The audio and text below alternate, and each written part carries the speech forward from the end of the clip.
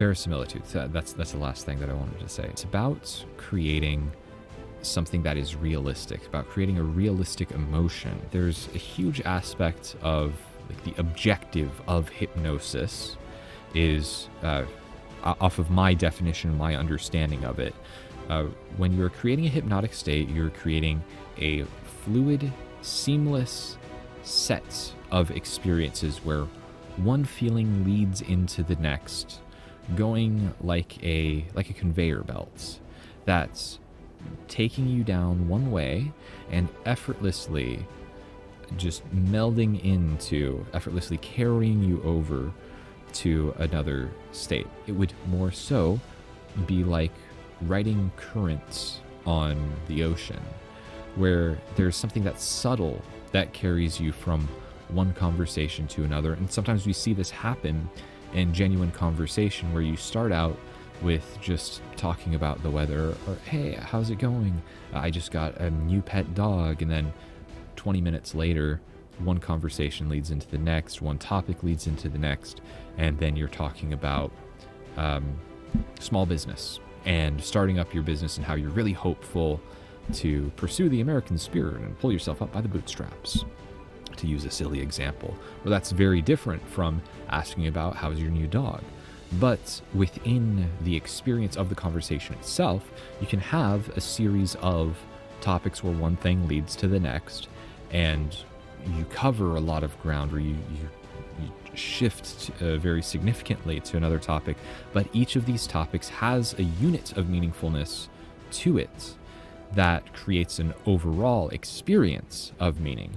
And the art therein comes from having an objective that you're trying to get to and making that seamless transition towards it. And that's something that I'm trying to focus more on. That's the aspect of verisimilitude, because I have an objective where I want to go in mind. I have to fabricate how to get to that emotion. And this is the reverse writing style of, I have different high points that I want, which this reverse writing is very much in line with doing a skeleton outline, where I have high points that I want to reach, and then the discovery process is creating those seamless transitions across them.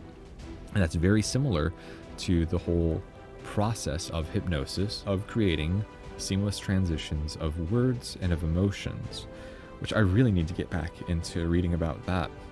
Because I do know that I had one of my novels was focused on, there was a group of hypnotists that were trying to treat pain, and at the same time just looking at that as compared to the lack of help from psychiatric medications. And it's kind of a story based off of reality, off of two different people that I knew, where one person was trying like alternatives to medications, and the other was very heavily medicated.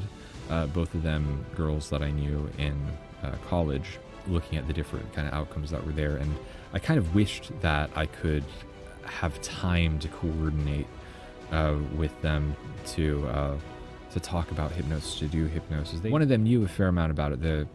Progressively, the one girl became more zombified as she became more dependent on SSRIs and actually very emotionally unstable. But seeing the side by side there, that's what I wanted to convey. I don't know how to make a story or make a narrative about it, but there were lots of meaningful conversations about feeling like you have no control over your emotions, and then being able to give yourself, I guess it would be like giving yourself the permission to let someone else take control of your emotions and help even things out.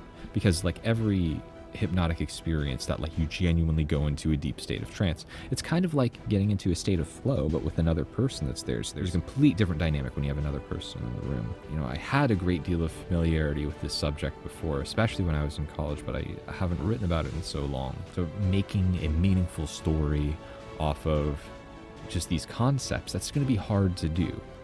That is the process of writing, though. It's like I have these high points of, here's one important aspect, being able to trust someone and allow yourself to feel, versus kind of this corporate perspective of how are you feeling? What are your symptoms? Here's some pills. Report back to us in a week where you're going to have an hour scheduled for this.